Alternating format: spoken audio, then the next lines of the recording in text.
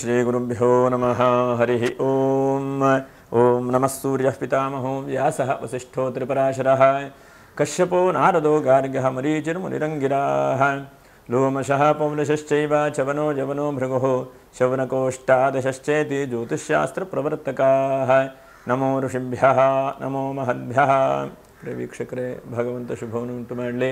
ಆತ್ಮೀಯರೇ, ವೃಶ್ಚಿಕ ರಾಶಿಯವರಿಗೆ ಏಪ್ರಿಲ್ ತಿಂಗಳಲ್ಲಿ ಹೇಗಿದೆ, ಏನಾದರೂ ಶುಭವಾಗುತ್ತಾ ಲಾಭವಾಗುತ್ತಾ ಎಂಬಂಥ ಎಲ್ಲ ವಿಷಯಗಳನ್ನು ಕೂಡ ನಾವು ತಿಳ್ಕೊಳ್ಳೋಣ. ಇದು ಹೇಳುವಂಥದ್ದು ಗೋಚಾರ ಫಲ. ನಿಮ್ಮ ಜಾತಕದ ಮೇಲೆ, ದಶಾಭುಕ್ತಿಗಳ ಮೇಲೆ ಸ್ವಲ್ಪ ವ್ಯತ್ಯಾಸವೂ ಕೂಡ ಬರಬಹುದು. ನೋಡಿ, ಗ್ರಹಸ್ಥಿತಿ ಹೇಗಿದೆ ಅಂತಂದರೆ, ವೃಶ್ಚಿಕ ರಾಶಿಯವರಿಗೆ ಪಂಚಮದಲ್ಲಿ ರವಿ, ಬುಧ, ಶುಕ್ರ, ರಾಹು, ಶನಿ ಹೀಗೆ 5 ಗ್ರಹಗಳ ಯೋಗ ಆಗಿದೆ. ನೋಡಿ, 1ನೇ ರಾಶಿಯಲ್ಲಿ ಯಾರಿಲ್ಲ, 7ನೇ ರಾಶಿಯಲ್ಲಿ ಗುರು ಇದ್ದಾನೆ. ಹಾಗಾಗಿ ಗುರುಬಲ ನಿಮಗಿದೆ ಅಂತೇಳಿ ಹೇಳಬಹುದು. ಇನ್ನು 8ನೇ ರಾಶಿಯಲ್ಲಿ ಯಾರಿಲ್ಲ, 9ನೇ ರಾಶಿಯಲ್ಲಿ ಕುಜ, 10ನೇ ರಾಶಿಯಲ್ಲ, 11ನೇ ರಾಶಿಯಲ್ಲಿ ಕೇತು, ಹೀಗೆಲ್ಲ ಗ್ರಹಸ್ಥಿತಿ ಇದೆ ನಿಮಗೆ. ಇದು ವಿಶೇಷವಾಗಿ ನೋಡಿ, ನೂತನವಾದಂತಹ ವಿಶ್ವಾವಸು ಸಂವತ್ಸರ. ಹಾಗಾಗಿ ಸಂವತ್ಸರದ ಮೊದಲ ತಿಂಗಳು ಚೈತ್ರ ಮಾಸ. ಇದಕ್ಕೆ ಮೀನ ಚೈತ್ರ ಅಂತ ಹೇಳ್ತಾರೆ. ಅಂದರೆ ಮೀನ ಮಾಸದಲ್ಲಿ ಬರುವಂತಹ ಚೈತ್ರ ಮಾಸ. ಹಾಗೆ ನಮ್ಗೆ 6ನೇ ತಾರೀಕಿಗೆ ರಾಮನವಮಿ ಇದೆ. 8ನೇ ತಾರೀಕಿಗೆ ಸರ್ವೇಶಾಂ ಏಕಾದಶಿ, 12ನೇ ತಾರೀಕಿಗೆ ಚಿತ್ರಾ ಪೂರ್ಣಿಮೆ ಮತ್ತು ಬೆಂಗಳೂರಿನ ಕರಗ. ಹಾಗೆ ಸತ್ಯನಾರಾಯಣ ಸ್ವಾಮಿ ಪೂಜೆ ಮಾಡುವಂಥ ವಿಶೇಷವಾದಂಥ ದಿವಸ. 13ನೇ ತಾರೀಕಿಗೆ ಮೇಷ ಸಂಕ್ರಾಂತಿ ಇದೆ. 14ನೇ ತಾರೀಕಿಗೆ ಸೌರ ಯುಗಾದಿ, 16ಕ್ಕೆ ಸಂಕಷ್ಟರ ಚತುರ್ಥಿ, 25ಕ್ಕೆ ಮಹಾಪ್ರದೋಷ, 26ಕ್ಕೆ ಮಾಸ ಶಿವರಾತ್ರಿ, 27ಕ್ಕೆ ಅಕ್ಷತ ತದಿಗೆ ಅಮಾವಾಸ್ಯೆ. ಹೀಗೆಲ್ಲ ಇದೆ ನೋಡಿ, ಹಬ್ಬ ಹರಿದಿನಗಳೇ ಇದೆ. ಪೂಜೆ ಮಾಡಲಿಕ್ಕೆ ಹೋದರೆ ರಾಮನನ್ನು ವಿಶೇಷವಾಗಿ ಪೂಜೆ ಮಾಡುವಂತಹ ಒಂದು ದಿವಸಗಳೆಲ್ಲ ಇದೆ. ವಿಶಾಖ ನಕ್ಷತ್ರ 4ನೇ ಪಾದ, ಹಾಗೆ ಅನುರಾಧ ನಕ್ಷತ್ರ 1, 2, 3, 4ನೇ ಪಾದ. ಇನ್ನು ಜ್ಯೇಷ್ಠ ನಕ್ಷತ್ರ 1ರಿಂದ 4 ಪಾದ. ನೀವು ವಿಡಿಯೋ ಮುಗಿವರೆಗೂ ಕೂಡ ನೀವು ನೋಡ್ತಾ ಇರಿ. ಏನಪ್ಪ ಶುಭವಾದಂಥ ಲಾಭಗಳಾಗಬಹುದು ಎಂಬುದನ್ನು ಕೂಡ ನಾವು ಗಮನಿಸೋಣ. ವೃಶ್ಚಿಕ ರಾಶಿಯವರಿಗೆ ಹೇಗಾಗಿದೆ ಅಂತಂದರೆ, ಮನಸ್ಸಿಗೆ ಒಂಥರ ಸಮಾಧಾನವೇ ಇಲ್ಲ. ಎಲ್ಲ ನಡೀತಾ ಇದೆ, ಅದರೆಲ್ಲೋ ಒಂದು ಕಡೆಗೆ ಎಲ್ಲ ಹೋಗ್ತಾ ಇರ್ತವೆ, ಆದರೆ ಹೋಗಿ ತಲುಪುವಷ್ಟು ಪೆಟ್ರೋಲ್ ಗಾಡಿಯಲ್ಲಿ ಇಲ್ಲ. ಹಾಗೆ ನಿಮ್ಮ ಮನಸ್ಸು ಎಲ್ಲೋ ಚಿಂತೆ, ಎಲ್ಲೋ ಕಿರಿಕಿರಿ, ಹೀಗೆ ಒದ್ದಾಡ್ತಾ ಇದೆ. ಹಾಗಿದ್ದಾಗೂ ಕೂಡ ನಿಮಗೆ ಫಲಗಳನ್ನು ಶುಭವಾದದ್ದು ಕೊಡಲಿಕ್ಕೆ ಒಂದು ಬುಧಾದಿತ್ಯ ಯೋಗವಾಗಿದೆ. 2ನೇದಾಗಿ ರಾಹುವು ಕೂಡ ರವಿ ಜೊತೆಗೆ ಕೂತಿದ್ದಾನೆ. ಇದೆಲ್ಲ ಏನು ತೋರಿಸ್ತದೆ ಪಂಚಮ ರಾಶಿಯಲ್ಲಿ ಅಂತಂದರೆ, ಪೂರ್ವ ಪುಣ್ಯಸ್ಥಾನ ಬಲಿಷ್ಠವಾಗುತ್ತದೆ. 5ನೇ ರಾಶಿ ಅಂತಂದರೆ ನಮ್ಮಲ್ಲಿ ಅದಕ್ಕೆ ತ್ರಿಕೋಣ ಸ್ಥಾನ ಅಂತ ಹೇಳ್ತಾನೆ. 1ನೇ ರಾಶಿಗೆ, 5ನೇ ರಾಶಿಗೆ, 9ನೇ ರಾಶಿಗೆ ತ್ರಿಕೋಣ ಸ್ಥಾನ ಅಂತ. ತ್ರಿಕೋಣ ಸ್ಥಾನದಲ್ಲಿರುವಂತಹ ಗ್ರಹಗಳು ಬಹಳ ಬಲಿಷ್ಠವಾಗ್ತಾರೆ ಅಂತ. ಹಾಗಾಗಿ ಏನೇನು ಬಲಿಷ್ಠವಾದಂಥ ಫಲಗಳನ್ನು ನೀಡಬಹುದು. 1ನೇದಾಗಿ ಈ ರಾಶಿಯ ರಾಜಕೀಯದವರಿಗೆ ಈ ತಿಂಗಳಲ್ಲಿ ಬಹಳ ಚೆನ್ನಾಗಿದೆ ಅಂತೇಳಿ ಹೇಳಬಹುದು. ಏನೋ ನಿಮ್ಮ ಅಂದ್ಕೊಂಡಂತಹ ಕೆಲಸಗಳೆಲ್ಲ ಕೈಗೂಡಿ ಮುಂದೆ ಮುಂದೆ ಹೋಗುವಂಥ ಸಾಧ್ಯತೆಗಳು. ಹಾಗಾಗಿ ಅದು ಬಹಳ ಒಳ್ಳೆಯದು ಅಂತೇಳಿ ಹೇಳ್ತೇನೆ. ಯಾಕಂದರೆ ರಥಚಕ್ರಂ ಪ್ರವರ್ತಜತಿ ಅಂತ. ರಥ ಆಳುವಂಥದ್ದು ಮುಂದೆ ತಿರುಗ್ತಾ ಇರಬೇಕು. ಫಾಸ್ಟ್ ತಿರುಗತ್ತೋ ನಿಧಾನ ತಿರುಗತ್ತೋ ಇಲ್ಲ. ಯಾಕಂದರೆ ಸಮಯ ಮಾತ್ರ ತಿರುಗ್ತಾ ಹೋಗ್ತದೆ. ನಾವು ಅದಕ್ಕೆ ಸರಿಯಾಗಿ ಹೊಂದ್ಕೊಂಡಿರಬೇಕು. ನಾವು ಅದಕ್ಕೆ ಸರಿಯಾಗಿ ಹೊಂದ್ಕೊಂಡಿಲ್ಲ ಅಂತಾದರೆ ಜೀವನ ಹೇಳೋದು ಅಸ್ತವ್ಯಸ್ತ ಆಗಿಬಿಡ್ತದೆ. ಹಾಗಾಗಿ ಆ ಸಮಯ ಚಕ್ರಗಳೇನೋ ಗೌರ್ಮೆಂಟು, ರಾಜಕೀಯ ವ್ಯಕ್ತಿಗಳಿಗೆ ಬಹಳ ಶುಭ ಅಂತೇಳಿ ಹೇಳಬಹುದು. ಹಾಗೆ 2ನೇದಾಗಿ ಯಾರ್ಯಾರು ಪ್ರೈವೇಟ್ ನೌಕರಿ ಮಾಡ್ತಾ ಇದ್ದೀರೋ ಅವ್ರಿಗೆ ಸ್ವಲ್ಪ ಸ್ಥಾನ ಪಲ್ಲಟ ಆಗುವಂಥದ್ದು, ಸ್ವಲ್ಪ ಚೇಂಜಸ್ ಆಗುವಂಥದ್ದು, ಇದ್ದಕ್ಕಿದ್ದ ಹಾಗೆ ಏನೋ ಸಮಾಧಾನ ಇಲ್ಲ, ಚಿಂತೆ ಇಲ್ಲ, ಹೀಗೆಲ್ಲ ಅನಿಸುವಂತಹ ಒಂದು ಪರಿಸ್ಥಿತಿಯೂ ಕೂಡ ಆಗುತ್ತೆ. ಹಾಗಾಗಿ ನೀವು ಬಹಳ ಮುಖ್ಯವಾಗಿ ಗಮನಿಸುವಂತಹದ್ದು ಏನಪ್ಪ ಅಂತಂದರೆ, ಉದ್ಯೋಗ ಹೇಳುವಂಥ ಸ್ವಲ್ಪ ಬದಲಾವಣೆ ಆಗ್ತದೆ. ಅದೇನೋ ಅಷ್ಟು ತಲೆ ಕೆಡಿಸ್ಕೊಳ್ಳೋದು ಬೇಡ. ಏನೋ ಕಳೆದೇ ಹೋಗಿಬಿಡ್ತದೆ, ಅಪ್ಪ ಕೈ ಖಾಲಿ ಆಗಿಬಿಡುತ್ತೆ, ಬರೀ ಕೈ ಆಗುತ್ತೆ ಹೇಳುವಂಥ ಚಿಂತೆ ಅಲ್ಲ. ಸ್ವಲ್ಪ ಉದ್ಯೋಗದಲ್ಲಿ ಬದಲಾವಣೆ ಆಗುವಂಥ ಸಾಧ್ಯತೆಗಳು ಇರ್ತದೆ. ಅದಕ್ಕೆ ನೀವು ಹೆಚ್ಚು ತಲೆ ಕೆಡಿಸ್ಕೊಂಡು ಚಿಂತೆ ಮಾಡಿಕೊಳ್ಳುವಂಥದ್ದು ಬೇಡ. ಆ ಭಗವಂತ ನೀಡ್ತಾನೆ.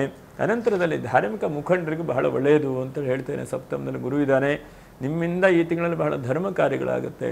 ಒಳ್ಳೆ ರೀತಿಯಾದಂಥ ಕೆಲಸ ಕಾರ್ಯಗಳು, ಧರ್ಮ ಕಾರ್ಯಗಳು, ಜನರಿಗೆ ತಲುಪಿಸುವಂತಹ ಕೆಲಸ ಕಾರ್ಯಗಳೆಲ್ಲ ಈ ತಿಂಗಳಲ್ಲಾಗುತ್ತೆ. ಇದು ಬಹಳ ಸಮಾಧಾನ ಕೊಡುವಂತಹದ್ದು.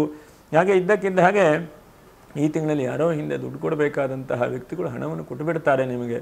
ಹಿಂದೆ ಪುಣ್ಯಾಂಶಗಳು, ಪೂರ್ವ ಪುಣ್ಯ ಸ್ಥಾನದಲ್ಲಿ ಯಾವಾಗ ರವಿ ಬರ್ತಾನೋ ಆವಾಗ ಹಿಂದೆ ಮಾಡಿದಂತಹ ಪುಣ್ಯಗಳೆಲ್ಲ ಈ ತಿಂಗಳಲ್ಲಿ ಫಲ ಕೊಡ್ತಾ ಬರ್ತದೆ. ಎಷ್ಟೋ ಸಲ ನಮಗೆ ಫಲವೇ ಸಿಗೋದಿಲ್ಲ, ಬರೀ ಒದ್ದಾಡ್ತಾ ಇರ್ತೇವೆ. ಆದರೆ ಈ ತಿಂಗಳಲ್ಲಿ ಏನೇನು ಬ್ಯಾಂಕ್ ಬ್ಯಾಲೆನ್ಸ್ ಇದೆಯೋ, ಏನೇನು ಹಿಂದೆ ಮಾಡಿದಂಥ ಒಳ್ಳೆಯ ಕೆಲಸಗಳಿದೆಯೋ ಅದೆಲ್ಲ ನಿಮಗೆ ಕೊಡ್ತಾ ಅನುಕೂಲವಾಗ್ತಾ ಬರ್ತದೆ. ಅದು ಬಹಳ ಒಳ್ಳೆಯದು ಅಂತೇಳಿ ಹೇಳಬಹುದು. ಮತ್ತು ಈ ತಿಂಗಳಲ್ಲಿ ಹಣಕಾಸಿಗೂ ಕೂಡ ಒಳ್ಳೆ ರೀತಿಯಾದಂಥ ಅವಕಾಶಗಳಾಗಬಹುದು. ಯಾಕಂದರೆ ಗುರು ಸಪ್ತಮದಲ್ಲಿದ್ದ ನಿಮ್ಮ ರಾಶಿ ನೋಡ್ತಾ ಇದ್ದಾನೆ. ಹಾಗಾಗಿ ಎಲ್ಲೋ ಒಂದು ಕಳ್ಕೊಳ್ತೀರಿ ಅಂತಂದರೆ ಆ ಕಳ್ಕೊಂಡ್ರೆ ಮತ್ತೊಂದು ಸಿಗುವಂಥ ಚಾನ್ಸಸ್ ಇದೆ. ಯಾಕಂದರೆ ಒಂದು ಕಳ್ಕೊಂಡಾಗ ಮತ್ತೊಂದು ಪಡೀಲಿಕ್ಕಾಗತ್ತಂತೆ.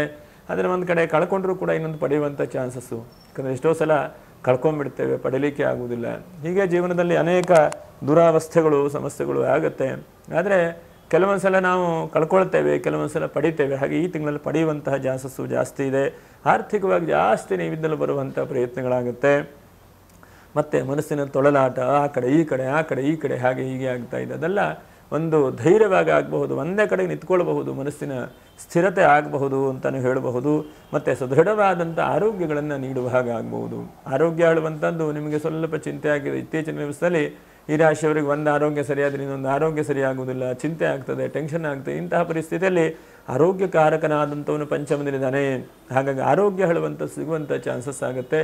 ಮತ್ತು ಯಾರು ಮಕ್ಕಳು ಚೆನ್ನಾಗಿ ವಿದ್ಯಾಭ್ಯಾಸ ಮಾಡಬೇಕು ಅಂತೇಳಿ ಪ್ಲ್ಯಾನ್ ಮಾಡ್ತಾ ಇದ್ದೀರೋ ಅಂಥವರು ವಿದ್ಯಾಭ್ಯಾಸದಲ್ಲೂ ಕೂಡ ಶ್ರೇಯಸ್ಸಾಗುವಂಥದ್ದು, ಅನುಕೂಲ ಆಗುವಂಥದ್ದು, ಮನಸ್ಸಿಗಿಲ್ಲಪ್ಪ ನನ್ನ ಮಗ ಚೆನ್ನಾಗಿ ಓದಿದ್ದಾನೆ ಅಂಥೇಳಿ ಪಾಲಕರಿಗೂ ಅನಿಸುವಂತಹ ಒಂದು ಪ್ರಯತ್ನಗಳಾಗುತ್ತೆ. ಅದು ಬಹಳ ಒಳ್ಳೆಯದಾದಂಥದ್ದು.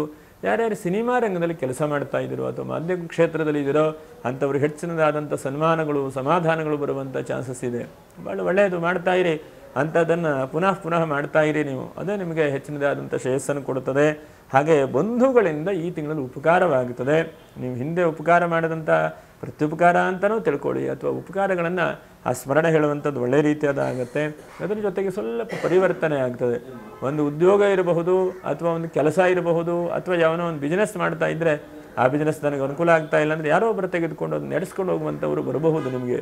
ಹಾಗಾಗಿ ನೀವು ಹೆಚ್ಚಿನದಾಗಿ ಚಿಂತೆ ಮಾಡುವಂಥದ್ದು ಬೇಡ. ಬಿಸ್ನೆಸ್ಸು ನಿಮಗೆ ಕೈ ಹತ್ತೇ ಹತ್ತುತ್ತದೆ. ಅಷ್ಟೆಲ್ಲ ತಲೆ ಕೆಡಿಸ್ಕೊಂಡು ಯೋಚನೆ ಮಾಡಲಿಕ್ಕೆ ಹೋಗೋದು ಬೇಡ. ಯಾಕಂದರೆ ಗುರು ರಾಶಿ ನೋಡ್ತಾ ಇದ್ದಾನೆ, ಕುಜ ಬೇರೆ ಸಪ್ತಮ ರಾಶಿಯನ್ನು ನೋಡ್ತಾ ಇದ್ದಾನೆ.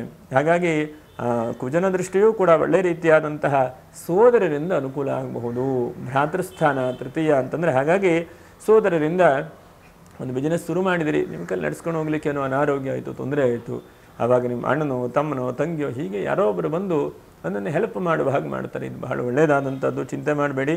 ಆದರೆ ಸ್ವಲ್ಪ ನಿಮಗೆ ಕೆಟ್ಟ ಕನಸು ಕಾಣುವಂಥದ್ದು, ಚಿಂತೆ ಕಾಣುವಂಥದ್ದು, ಅದರ ಜೊತೆಗೆ ಒಳ್ಳೆ ರೀತಿಯಲ್ಲಿ ಹೋಗ್ತಾ ಇರ್ತೀರಿ. ಆದರೂ ಕೂಡ ಏನೋ ಒಂದು ಶಕುನ ಸರಿ ಇಲ್ಲಪ್ಪ ಅಂಥೇಳಿ ಅಂದ್ಕೊಳ್ಳುವಂಥ ಪ್ರಯತ್ನ ಮಾಡ್ತೀರಿ. ಹಾಗಾಗಿ ಶಕುನಗಳ ಬಗ್ಗೆ ಜಾಸ್ತಿ ನಾವು ಯೋಚನೆ ಮಾಡೋದಕ್ಕಿಂತ ನಮ್ಮ ಮನಸ್ಸನ್ನು ಒಳ್ಳೆ ರೀತಿಯಾಗಿ ಚಿಂತನೆ ಮಾಡ್ತಾ ಹೋಗಬೇಕು. ಇದು ಒಳ್ಳೇದು ಸಿಗುತ್ತೆ, ಇದು ಒಳ್ಳೆಯದಾಗುತ್ತೆ, ಆ ಭಗವಂತ ಒಳ್ಳೇದು ಕೊಟ್ಟೇ ಕೊಡ್ತಾನೆ, ಏನೂ ಆಗೋದಿಲ್ಲ ಅಂಥೇಳಿ ಆ ಧೈರ್ಯ ತುಂಬಿಕೊಂಡು ಮುಂದೆ ಹೋಗುವಂಥ ಪ್ರಯತ್ನವನ್ನು ಮಾಡಿ. ಮತ್ತು ಸದಾಕಾಲ ವ್ಯಾಪಾರದ ಚಿಂತನೆಯನ್ನು ಮಾಡಲಿಕ್ಕೆ ಹೋಗಬೇಡಿ. ನಿಮಗೇನಾಗತ್ತೆ, ಅಲ್ಪ ಸ್ವಲ್ಪ ಸಣ್ಣ ಪುಟ್ಟ ಪ್ರಾಮಾಣಿಕವಾಗಿ ಪ್ರಯತ್ನ ಮಾಡಿ. ಆ ಭಗವಂತ ನಿಮ್ಮ ಮೇಲೆ ದಯ ತೋರಿ ಎಲ್ಲವನ್ನೂ ಕೂಡ ಕೊಡ್ತಾನೆ. ಎಲ್ಲರಿಗಿಂತ ಭಗವಂತ ಈ ವೃಶ್ಚಿಕ ರಾಶಿಯವರು, ಯಾಕಂದರೆ ಅನುರಾಧ ನಕ್ಷತ್ರ ಇರಬಹುದು, ನೀವೆಲ್ಲ 4 ಜನಕ್ಕೆ ಕೊಡುವಂತಹ ವ್ಯಕ್ತಿಗಳು, 4 ಜನಕ್ಕೆ ಹೆಲ್ಪ್ ಮಾಡುವಂಥ ವ್ಯಕ್ತಿಗಳು. ಹಾಗಾಗಿ ಭಗವಂತ ಎಂದಿಗೂ ಕೂಡ ಕೈ ಬಿಡೋದಿಲ್ಲ. ನೀವೇನು ನಿಮ್ಮ ಕೆಲಸವನ್ನು ಪ್ರಾಮಾಣಿಕವಾಗಿ ಮಾಡ್ತಾ ಬನ್ನಿ, ಅದರಿಂದ ಬಹಳ ಶುಭವಾಗುತ್ತೆ.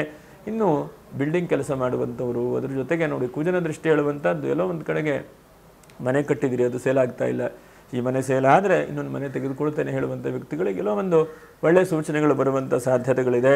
ಮತ್ತು ಸ್ಥಳೀಯ ವ್ಯಕ್ತಿಗಳು ಎಲ್ಲೋ ಒಂದು ಕಡೆ ಹೊರದೇಶದಲ್ಲೋ ಹೊರ ರಾಜ್ಯದಲ್ಲೋ ಏನೋ ಕೆಲಸ ಮಾಡಬೇಕು, ಬಿಸ್ನೆಸ್ ಮಾಡಬೇಕು, ನೆಲೆಸಬೇಕು. ಮುಂಚೆ ಹಾಗಲ್ಲ, ಇವಾಗ ಇದ್ದಂತಹ ಜಾಗವನ್ನು ಬದಲಾವಣೆ ಮಾಡಬೇಕು. ಹಾಗಾಗಿ ಅಂತಹ ಬದಲಾವಣೆ ಮಾಡಿದಾಗ ಮೂಲ ಊರಿಗೆ ಬಂದಾಗ ನಿಮ್ಮ ಊರಿಗೆ ನಿಮಗೆ ಬಹಳ ಸಪೋರ್ಟ್ ಮಾಡ್ತಾರೆ. ಯಾಕಂದರೆ ಏನಾಗುತ್ತೆ, ನಮ್ಮೂರು ಹೇಳುವಂಥ ಒಂದು ಮನಸ್ಥಿತಿ ಇದೆಯಲ್ವಾ, ಸದಾಕಾಲ ಉಳಿಬೇಕು, ಬೆಳೆಯಬೇಕು. ಹಾಗಾಗಿ ನಮ್ಮವರು ನಮಗೆ ಒಳ್ಳೆ ರೀತಿಯಾದಂಥ ಫಲಗಳನ್ನು ಕೂಡ ಕೊಡ್ತಾರೆ. ಶುಕ್ರನಿಂದ ಸಂತಾನವನ್ನು ಕೂಡ ಅಪೇಕ್ಷೆ ಮಾಡಬಹುದು. ಮದುವೆಯಾಗಿ ಬಹಳ ದಿವಸ ಆಯಿತು, ಸಂತಾನಾದಿಗಳಿಲ್ಲ ಅಂತಂದರೆ ಸಂತಾನಕ್ಕೂ ಕೂಡ ಆ ಭಗವಂತನ ಅನುಗ್ರಹ ಮಾಡ್ತಾನೆ. ಕೃಷಿಕರಿಗೂ ಕೂಡ ಒಳ್ಳೆ ರೀತಿಯಾದಂಥ ಫಸಲು ಬಂದು ಒಳ್ಳೆ ರೀತಿಯಾದಂಥ ಅಭಿವೃದ್ಧಿ ಅನುಕೂಲ ಆಗುವ ಹಾಗಾಗುತ್ತೆ. ಹಾಗೆ ಕೃಷಿಕರಿಗೂ ಕೂಡ ಸಮಾಧಾನ ಮನಸ್ಸಿಗೂ ಸಿಗುವಂಥ ಚಾನ್ಸಸ್ ಆಗುತ್ತೆ. ಕೃಷಿಕರಿಗೆ ಶುಭ ಅಂತೇಳಿ ಹೇಳ್ತೇನೆ. ಈ ತಿಂಗಳಲ್ಲಿ ಸ್ವಂತ ವ್ಯಾಪಾರ ವ್ಯವಹಾರ ಏನು ಕೂಡ ಮಾಡುವಂಥದ್ದು ಬೇಡ. ಈಗ ಸ್ವಲ್ಪ ಕಿರಿಕಿರಿ ಚಿಂತೆ ಆಗಬಹುದು ಸ್ವಂತ ವ್ಯವಹಾರದಲ್ಲಿ. ಗುರು ಸಪ್ತಮದಲ್ಲಿದ್ದರೂ ಕೂಡ ನಿಮ್ಗೆ ಅಷ್ಟೊಂದು ಪೂರಕವಾದಂಥ ಒಂದು ಸ್ಥಿತಿ ಇಲ್ಲ.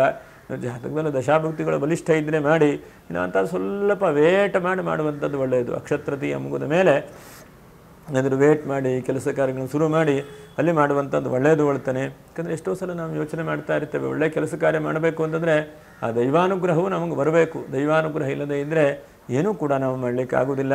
ಹಾಗಾಗಿ ಇದಿಷ್ಟು ನೀವು ಪ್ರಯತ್ನಗಳನ್ನು ಮಾಡಿ. ಈ ತಿಂಗಳಲ್ಲಿ 10ನೇ ತಾರೀಕು ಬಹಳ ಪ್ರಶಸ್ತವಾಗಿದೆ.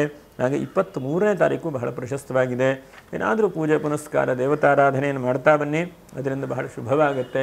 ಇನ್ನು ನಕ್ಷತ್ರ ಪರಿಹಾರಗಳೇನಪ್ಪ ಅಂತಂದರೆ, ವಿಶಾಖ ನಕ್ಷತ್ರ 4ನೇ ಪಾದ. ಎಷ್ಟು ಸಾಧ್ಯ ಆಗುತ್ತೋ ಅಷ್ಟು ನೋಡಿ.